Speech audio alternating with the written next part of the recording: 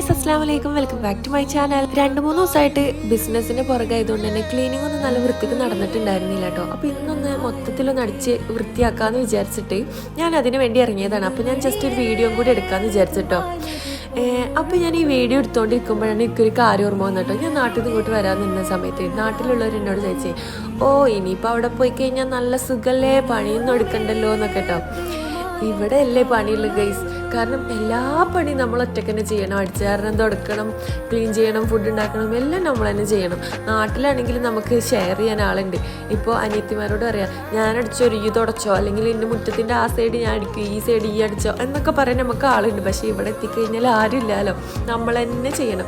പക്ഷേ ഒരു വ്യത്യാസം എന്താ ഉള്ളതെന്ന് വെച്ച് കഴിഞ്ഞാൽ നാട്ടിലാവുമ്പോൾ നമുക്ക് രാവിലെ തന്നെ എല്ലാ പണിയും തീർക്കണം. പക്ഷെ ഇവിടെ അങ്ങനെയല്ല, നമുക്ക് തോന്നുന്ന നേരത്തെ തോന്നും പോലെ നമുക്ക് ചെയ്യാൻ പറ്റും. ഇനി ഇതാ 2 ബാത്റൂം ക്ലീൻ ചെയ്യാനുണ്ട്, കുളിക്കാനുണ്ട്. അപ്പോൾ ബാക്കി വീഡിയോ നാളെ കാണാം.